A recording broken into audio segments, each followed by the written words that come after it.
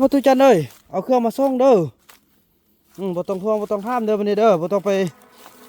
กวนเขาเด้ออันจุอันเด็กน้อยจุนั่นน่ะเนี่ยเอามันแก้วออกมาปะน้องเลยนี่มันแก้วมาตอนเด้อนี่เอาปะอีกปะหัวลงเลยนี่เด้อมีดอันเป็นห่วงนะนี่เด้อมีดอันเด้อเอามาให้ละ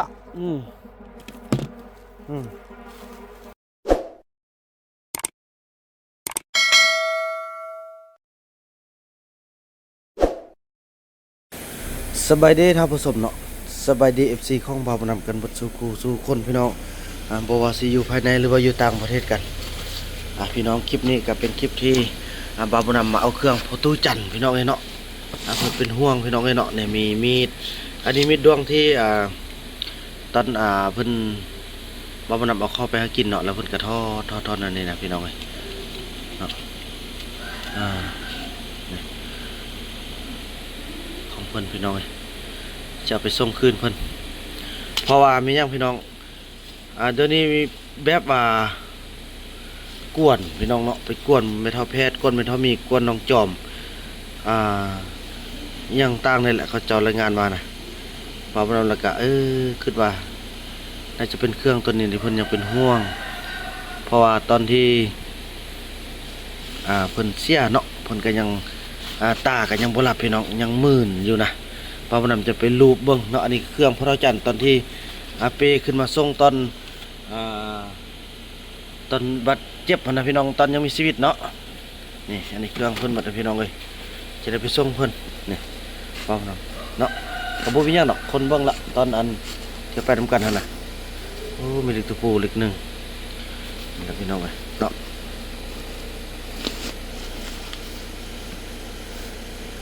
นี่เครื่องประตูวันนี้ลูกได้มาเอาแล้วเด้อเอาไปบ้านไปเมืองแล้ววันนี้ไปส่งคืนเนาะบ่ต้องคิดจังเด้อวันนี้เด้อนี่พี่น้องตั้งเดินทางมาแต่แข้งมาเอายาแล้วก็เอาสิ่งนี้กลับเนาะ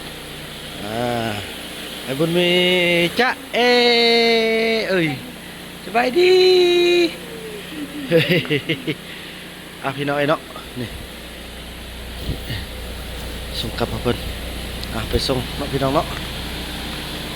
พี่น้องเลยจังสันละเตรียมเดินทางเพราะว่าได้ล่มทางอายเพิ่นเพราะเพิ่นมีเครื่องกวดเนาะเราก็จะได้ไปกวดเครื่องที่ว่ายังซ่อง3จุดที่พอเท่าจันบอกก็คืออยู่บ้านที่ว่าแปะเงื่อนข้องอันนั้นหน้าข้องอันเพราะว่านนั้นแล้วจุดที่2ก็คือบอลที่บ่าวนำไปพบครั้งแรกจุดที่3อยู่ห้วยเมี่ยงพี่น้องเนาะเพราะว่าเรายังเป็นห่วงเรายังอยากให้แบบว่าเราเป็นห่วงพี่น้องและอย่างที่เราต้องอยากให้บ่าวนำได้บ่าวนำต้องนำไปเนาะพี่น้องเนาะลมเพิ่นละเดี๋ยวว่ากันในเรื่องราวตอนต่อไปเด้อพี่น้องเนาะไปพี่น้องเดินทางกลับบ้านกันเนาะ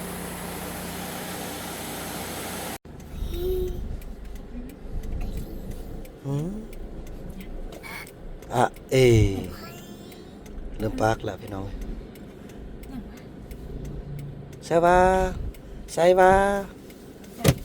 รถอยู่ใส่เลือกเอาเองเลยพี่น้องยอมเลยยอมว่าคิดว่ามันนั่นบ่มักก็บ่เอาเลยพี่น้องไปดีเฮ็ดนี่นะไปดีพี่น้องเนาะก็ถือว่าหลังจากที่มาเอาเครื่องพระเท่าจันทร์แล้วก็สิได้กลับกันพี่น้องเดินทางกลับจากแขวงสยามบุรีจุดประหมายมากันหลายเวียกพี่น้องเนาะมาว่าเรื่องยาสมุนไพรแดมาเอายาสมุนไพรแดกะพาน้องบุญมีมากวดแดน้องนกมากวดแดพี่น้องเนาะ ก็ถือว่าทุกอย่างสำเร็จไปละพี่น้องกลับไปนี่นั่นจะได้ไปส่งเครื่องพอตู้จันอยู่ปราสาทวันนี้พี่น้อง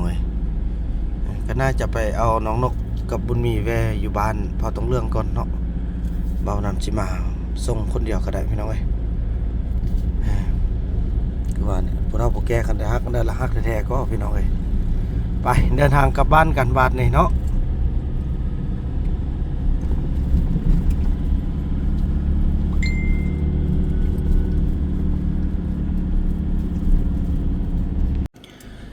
พี่น้องแล้วเขาก็ได้เดินทางมาฮอดปราสาทเนาะที่เอาไปฟังศพของพ่อเฒ่าจันทร์เนาะบ่าวนำก็จะได้เอาเครื่องของเพิ่นเอาเสื่องไว้นี้ก่อนพี่น้องเอ้ยเพราะว่าจะบ่ให้เอาเข้าบ้านเพอต้องเหลืองเนาะเขาจะเอาไปไว้ตอนนี้เลยกับสำนี้มีไอ้บุญมีแดเนาะมีน้องนกแดหัวยุ่งหมดเลยนอนมาพากันแวะซื้อเครื่องอหย่างต่างได้พี่น้องเอ้ยยินดีไทยพ่อเด้อพอเอาเครื่องส่งลงไปไว้ให้ประตูจันทร์เราจะได้กลับมาเอารอบซ่องต่างหากพี่น้องเข้าไปไว้คนเดียวเนาะโอ้ยพ่อเฒ่าเอ้ย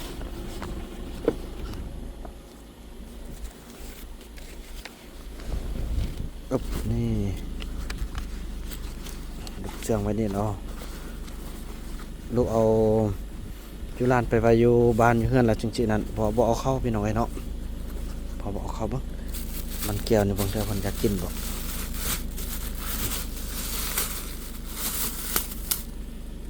ไว้มาตรงนั้นแล้วเพิ่นอยากกินของฟ้าของตอนประเภทมันเด้เนาะไปสิเสื่องมาใส่ว่าพี่น้องมาเสื่องไว้นี่เขาไปกระดาษได้บ่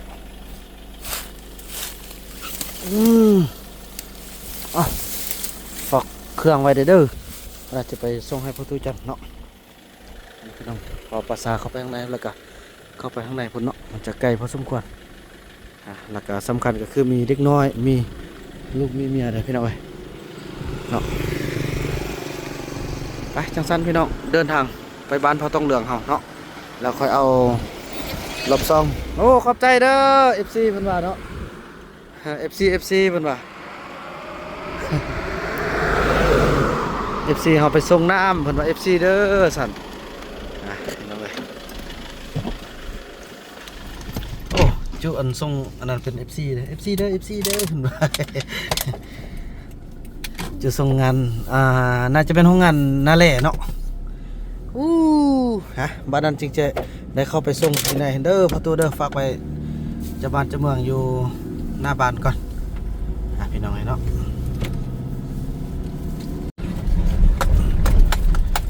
ถือว่าพี่น้องเอ้ยแล้วก็ได้มาเอารถไอ้เฟื่องเนาะนี่ไอ้เฟื่องตั้งซ่อนขับรถออกมาพี่น้องเอ้ยก็ถือว่ามาส่งเครื่องให้โพตุจัดบ่ส่งกับบ่ได้ทวงพี่น้องเอ้ยเนาะว่าเรื่องตาบ่เห็นนี่พี่น้องเอ้ยสู้เว้าเด้อพี่น้องเนาะไปกวนเขาแม่นเฮามีกวนน้องจอมเนาะกวนน้องจอมกวน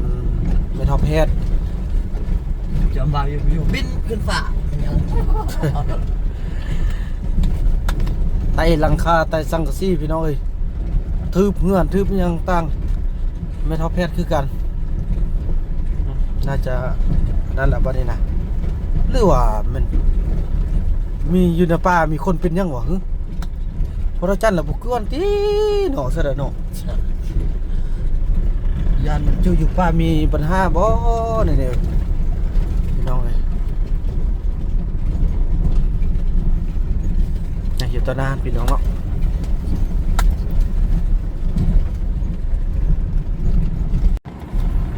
พี่น้องเอ้ย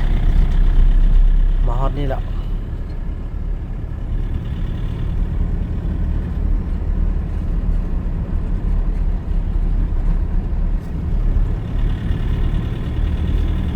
จักมันเป็นจักใหญ่เลยจัก 3,000 พี่น้องจักรถไอ้เฟือง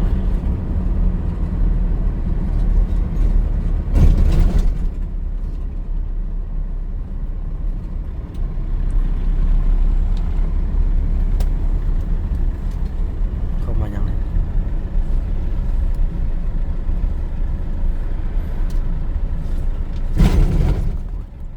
นี่เดี๋ยวสิเข้าเบื้องหน้าเบื้องหลังเด้อแล้วก็ตีไฟเลี้ยวเด้อเข้าเดี๋ยวนี้นี่วิธีเข้านะ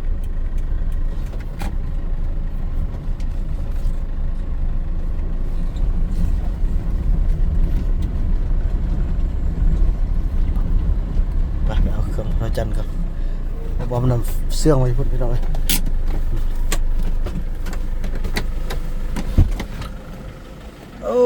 มาส่งให้เราเด้อประตูจันทร์เอ้ยตรงพวกตรงท่ามเด้อคันแม่นประตูก็ได้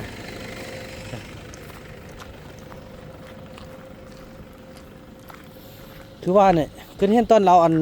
ตอนเราเจ็บตอนเราไปห้ามน่ะเราจับจะมีดวงนี้นี่ก่อน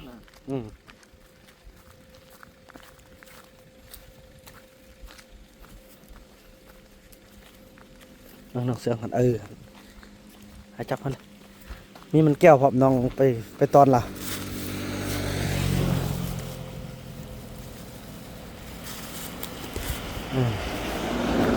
เอาไปเลยเอาขึ้นล่างรถเลยส่งประตูจันทร์เฮา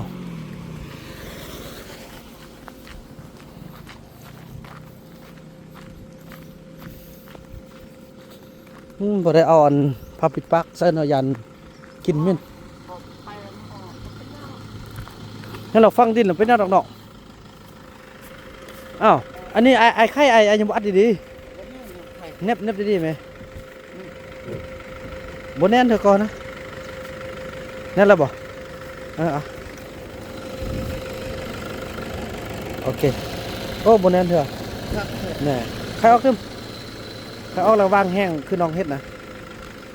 สร้างบ่ยู่แล้วก็เอาข้างเอา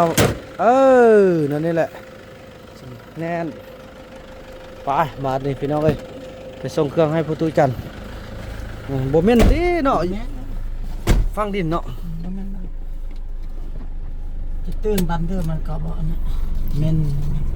อันนั้น นั่นนี่แหละพี่น้องไอ้คนเฮาตายไปก็เป็นฝุ่นเป็นเศษไปซื่อ พอดพุ่นเฮาฮอดคลิปหม้อหันก็ได้แล้ว ก็ต้องไปส่งจำเอาส่งจำ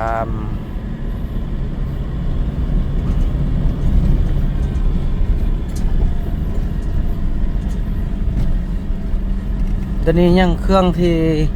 อยู่กับเราฟังอยู่ในป่าหันเดี๋ยวนี้เราเป็นห่วงนะเรายังให้ได้นะว่าในบล็อกไอเล่เอาเครื่องกวดมาละเพื่อใดเนาะ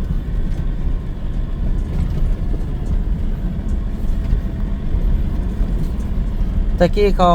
จัดอยู่นี่ได้น้องบ่เอาพอเป็นปลาไม้ย่างพูดผ่านไปเหี่ยวได้น้องบ่เอา หม้อ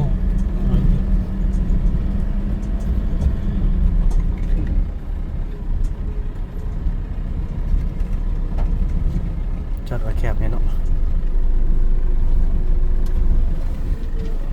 เบิ่งอันนั้นบ่เจ้าอยู่รถนิทาบ่อยู่รถนิทาบ่ ไปนำกัน ปนกันโอเคเบิ่งสันเฮาถอยรถลงไปจอดบนดีๆกันเนาะ โอ้จอดพุ่นคอยพุ่น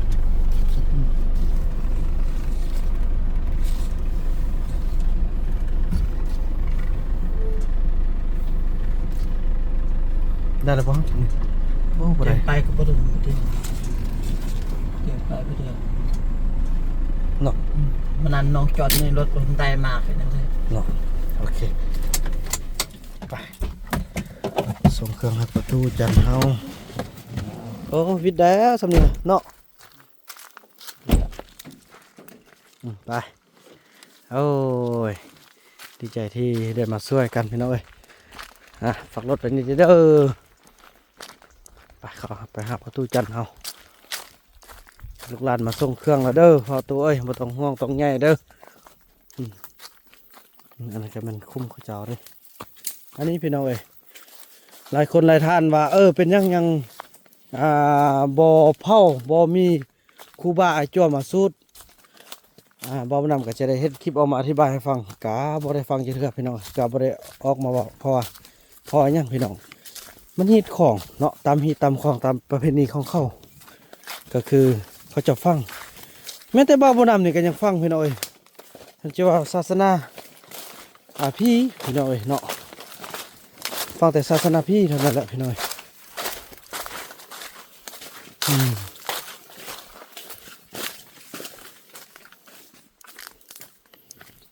ทุกคนเฮา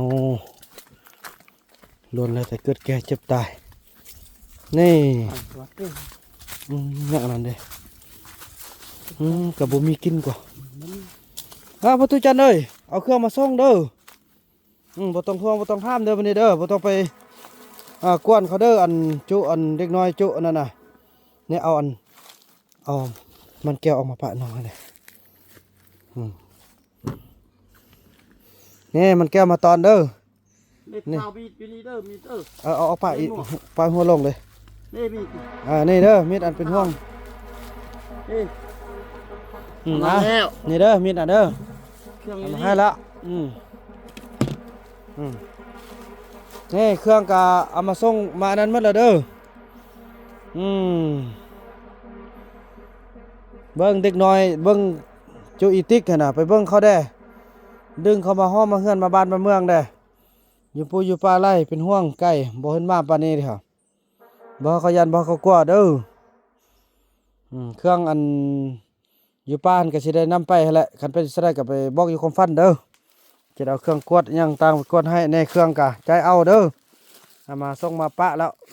กับฮอดบ้านฮอดเฮือนแล้วเด้นั่นแหละลูกหลานเสร็จกลับก่อนเด้อให้เบิ่งแย่งพอต้องเรื่องให้เขาเจ้าฟังความได้อย่าเขามักเล่ามักย่าไล่ถ้าเขามาห้อมมาเฮือนได้เขาขึ้นฮอดบ้านขึ้นฮอดเมืองได้สร้างให้แล้วคันเทิงเพิ่นก็ได้สร้างให้หมดแล้วแต่บ่มีไผมาอยู่นี่ก็นายเขาได้ทึนฮ้อนเพิ่นเอาลงมาช่วยบ่ก็ได้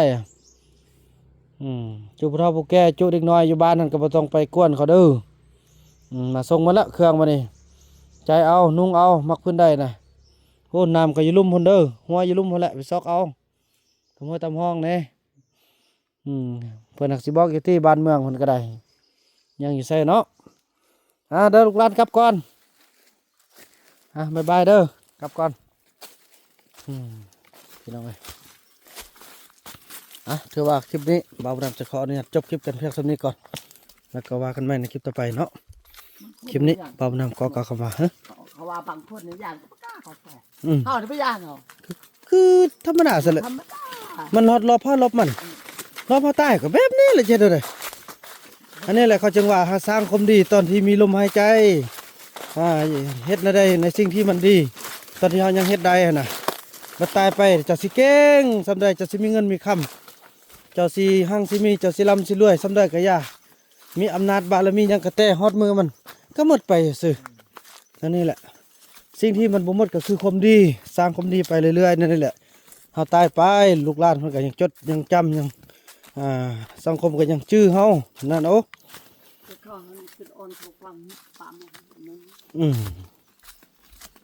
พี่น้องเนาะจังซั่นแหละคลิปนี้บ่าวนำขออนุญาตกล่าวคำว่าสบายดี